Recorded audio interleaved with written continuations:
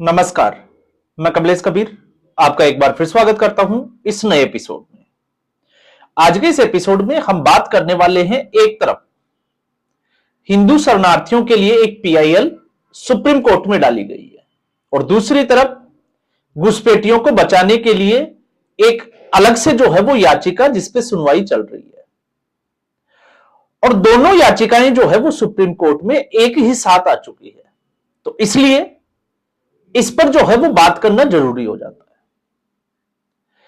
अब अगर हम पश्चिमी बंगाल को देखते हैं इस वक्त, तो पश्चिमी बंगाल में एसआईआर का विरोध करते करते ममता बनर्जी ने अपने स्टेप जो है वो बैक कर दिए, पीछे खींच लिए और अब जो है वो एक नया मुद्दा बनाने का प्रयास किया जा रहा है और वो है बीएलओ के सुसाइड केस से जुड़ा हुआ, बीएलओ की मौतों से जुड़ा हुआ।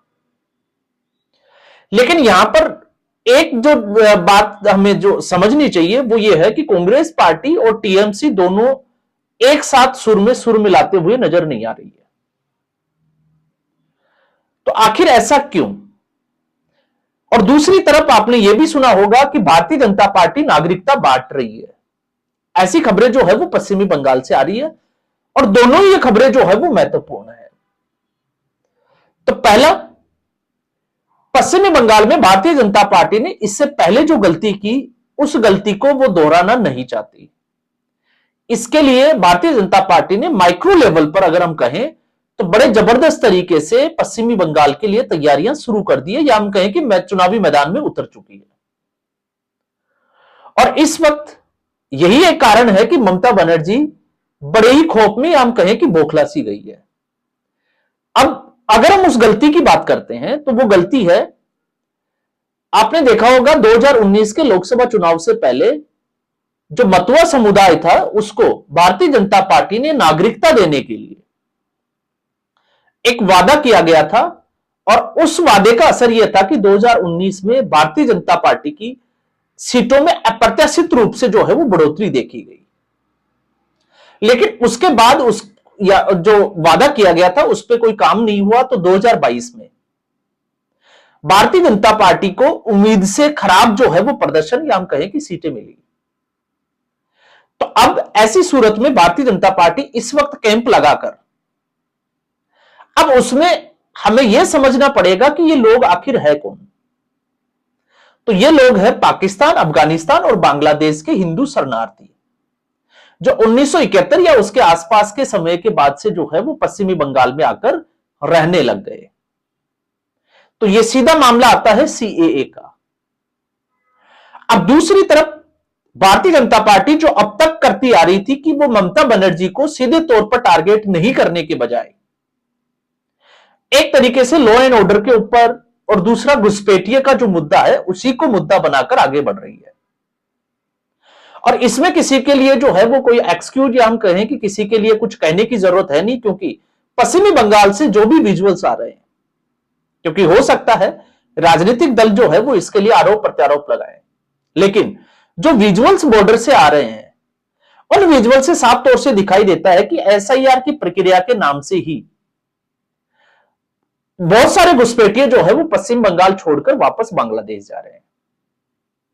तो ऐसे में अब यहां पर पश्चिमी बंगाल की जो सरकार है वो फंसती हुई नजर आती है। और फंसती हुई क्यों नजर आती है? क्योंकि आपको पता होगा, इससे पहले भी हमने बात की थी, स्वीटी बीबी और एक और जो है महिला जो एक याचिका लेकर गई थी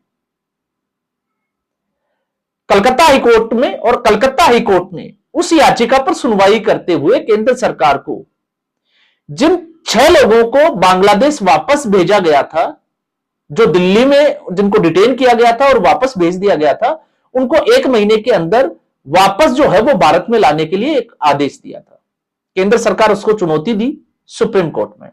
सुप्रीम कोर्ट में उसको लेकर सुनवाई हुई। अब सुप्रीम कोर्ट में उसको लेकर सुनवाई हुई तो उसके पक्ष में जो दलीलें दी गई, अब पक्ष में कौन दलीलें देगा ये आपको पता है, किसी को बताने की जरूरत नहीं है कि ऐसे मामलों में वकील कौन होते हैं। तो ये मामला उसी बेंच को गया, क्योंकि इस मामले की पहले भी जो एसआईआर का जो मामला था उस पर सुनवाई कर रहे थे जस्टिस, अभी chief justice of India Suryakant. तो ये मामला भी जो है वो वहीं आकर रुक जाता है। और ऐसे में सीजीआई सूर्यकांत जो है वो अपने स्टेप बड़े ही, जिसको हम करें कि एक सुनियोजित तरीके से आगे बढ़ा रहे हैं। वो विपक्ष को मौका ही नहीं देना चाहते कि किसी भी तरीके से उनकी किसी टिप्पणी का आगे जाकर किसी दूसरे केस के लिए जो है वो ग्राउंड तैयार किया जाए, क्योंकि ऐसा भारत सरकार, केंद्र सरकार सुप्रीम कोर्ट में यह जता चुकी है। क्योंकि जब यह सुनवाई चल रही थी तो केंद्र सरकार ने जो दलील दी थी उसमें यही था कि किसी भी इस तरीके का स्टेटमेंट सुप्रीम कोर्ट जो है वो नहीं दे, जिससे कि आगे जाकर भारत की जो सुरक्षा है उसके लिए खतरा पैदा हो, और इसकी संभावनाएं सबसे ज्यादा है। तो जस्टिस सूर्यकांत ने बड़ी ही चालाकी के साथ कोई भी ऑर्डर नहीं देते हुए एक तरीके से मौखिक टिप्पणी की, क्योंकि आधार जो है वो ह्यूमैनिटी का था, आधार जो है वो एक प्रेग्नेंट महिला का था। अब ऐसी स्थिति में क्या किसी भी देश के नागरिक को, प्रेग्नेंट अगर वो महिला है, तो क्या सुप्रीम कोर्ट उसकी नागरिकता को लेकर, या उसको जो है वो डिटेन किया गया और उसको वापस से जो है वो बांग्लादेश भेजा गया, तो क्या इस पर सुनवाई कर सकती है क्या? और अगर इसमें कोई टिप्पणी करता है सुप्रीम कोर्ट, तो फिर ऐसी बहुत सारी महिलाएं हैं। और जब आबादी की हम बात करते हैं तो मुस्लिम महिलाएं जिस तरीके से उनके ऊपर, जिस आपने देखा होगा 2 बच्चे वाला वो भी कोई लागू नहीं होता, 4-4 बीवियां रखते हैं, तो हर साल फिर जो है वो अगर ये प्रेग्नेंट हो तो फिर इसके लिए जो है वो सुप्रीम कोर्ट में या केंद्र सरकार के लिए बड़ी समस्या पैदा हो सकती है। तो इसलिए सीजीआई सूर्यकांत ने केंद्र सरकार को कहा कि वो एक ऐसा रास्ता निकाले कि उनको पश्चिमी बंगाल लाए और उनको एक बार जो है वो मौका दे, उसके बाद देखते हैं कि इसमें आगे क्या हो सकता है।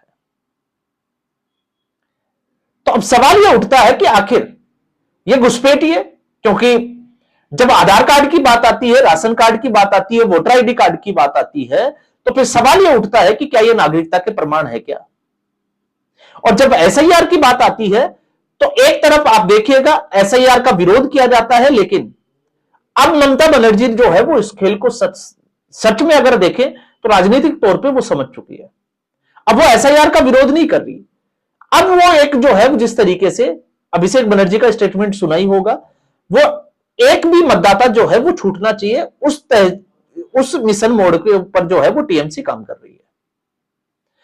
अब टीएमसी तो समझ चुकी है, लेकिन कांग्रेस पार्टी और विपक्षी दल जो है वो इसको समझ ही नहीं पाए, और यही एक कारण है। आपने देखा होगा संसद में एक बार फिर हल्ला मचाना शुरू कर दिया विपक्ष ने, वो भी एसआईआर को लेकर। लेकिन एसआईआर पर सुप्रीम कोर्ट जो सर्वोच्च अदालत है उसमें विपक्ष पहले ही मुक्की खा चुका है, क्योंकि बिहार में 65 लाख मतदाताओं के नाम हटने के बाद भी 5 ऐसे लोगों को विपक्ष खड़ा नहीं कर पाया सुप्रीम कोर्ट में जिनका नाम काट दिया गया हो। तो फिर सवाल यह उठता है कि कोई भी व्यक्ति सामने क्यों नहीं आ पा रहा? और जहां पश्चिमी बंगाल की बात होती है तो पश्चिमी बंगाल में उम्मीद यह लगाई जा रही है कि 1 करोड़ के आसपास वोटर डिलीशन हो सकता है, और इसका प्रमाण यह है कि घुसपैठिए बिना कुछ किए जो है वो छोड़कर जा रहे हैं। अब बात आती है विपक्ष की और भारतीय जनता पार्टी की। तो भारतीय जनता पार्टी की या भारतीय जनता पार्टी शासित जो भी राज्य हैं, उन राज्यों में भारतीय जनता पार्टी ने इसको एक तरीके से मिशन मोड पर रखा है कि अब वो जो है वो घुसपैठियों को चिन्हित करेंगे। तो आप देखिए उत्तर प्रदेश की योगी आदित्यनाथ की सरकार, जिला मजिस्ट्रेट को जो है वो पर्सनली ऑर्डर दिए गए हैं कि वो ऐसे लोगों को चिन्हित करें, उनको डिटेन करें, डिटेंशन सेंटर में रखें, और फिर उसके बाद में उनकी डिपोर्ट की व्यवस्था करें। क्यों? क्योंकि ये लोग बड़ी ही चालाकी से, आप देखिए अगर इनके नाम देखोगे तो जिन लोगों की हम बात कर रहे हैं, तो एक का नाम है भोंदू शेख। तो अगर वो शेख को हटा देंगे तो फिर नाम रह जाता है भोंदू। तो कोई अपना नाम रखता है गुड्डू, कोई रखता है मोनू। तो इससे आपको कैसे पता चलेगा कि ये किस धर्म विशेष से आते हैं या फिर ये घुसपैठिए है या नहीं है? क्योंकि इस केस में अगर आप देखोगे तो जिस महिला की हम बात कर रहे हैं, एक जो याचिका लेकर गई उसकी माताजी, जिसका नाम था स्वीटी। तो स्वीटी से आपको कैसे पता चलेगा? अगर आप उसका आगे का नाम सरनेम नहीं पढ़ोगे तो आपको अंदाजा भी नहीं लगेगा कि इसमें क्या गड़बड़ है। तो ठीक ऐसे ही उस महिला का, जो प्रेग्नेंट महिला थी, उसका नाम रखा गया सोनाली। तो नाम आपको जो है वो हिंदू सा लगेगा। और फिर ऐसे में इन पार्टियों को यह डर रहता है कि ये बहुत बड़ा वोट बैंक है जो उनके हाथ से निकल जाएगा, क्योंकि पश्चिमी बंगाल में एक तरफ भारतीय जनता पार्टी जो है वो जिस मतवा समुदाय की हम बात कर रहे हैं उनको नागरिकता देने का और उनका जो है वो नागरिकता दिलाने का काम कर रही है, तो दूसरी तरफ घुसपैठिए जो है वो छोड़कर जा रहे हैं। और घुसपैठिए किसी भी सूरत में, क्योंकि भारतीय जनता पार्टी ने घुसपैठिए भगाओ ये एक तरीके से मिशन मोड पर लागू किया है, तो वो वैसे भी भारतीय जनता पार्टी को वोट दे ही नहीं सकते। तो ऐसे में घुसपैठिया जाता है तो आप समझ सकते हैं कि वोट बैंक किसका कम होता है। और अगर इस समुदाय विशेष के लोगों को, जिसकी हम बात कर रहे हैं मतुआ समुदाय, अगर इनको नागरिकता दी जाती है सीएए कानून के तहत, तो फिर इससे जो है वो किस पार्टी का वोट बैंक पड़ेगा। और जहां कांग्रेस पार्टी की बात आती है तो कांग्रेस पार्टी पश्चिमी बंगाल में ना 3 में है ना 13 में है, क्योंकि जब से ममता बनर्जी की सरकार आई है पश्चिमी बंगाल में कांग्रेस पार्टी इस हद तक आ गई कि जीरो सीटें, और वोट बैंक की अगर लिहाज से देखें तो लगभग 3%। और जहां हम लेफ्ट पार्टियों की बात करते हैं तो लेफ्ट पार्टियों का भी यही हालत है, 35 साल राज करने के बाद में 5% वोट शेयर के आसपास जो है वो लेफ्ट का कब्जा है। तो इनकी स्थिति जो है वो बिल्कुल खराब है। तो अब कांटे की टक्कर है भारतीय जनता पार्टी और दूसरी तरफ हम देखें तो कांग्रेस पार्टी। तो ऐसे में एक एनजीओ जो है वो खड़ा होता है और एनजीओ का नाम है आत्मदीप। आत्मदीप एनजीओ जो है वो मुद्दा लेकर आता है, एक पीआईएल लेकर आता है सुप्रीम कोर्ट में इन्हीं हिंदू शरणार्थियों की नागरिकता को लेकर। तो पहले तो ऐसे एनजीओ जो इस तरीके का काम करते हैं उन लोगों को वाकई में जो है वो सैल्यूट।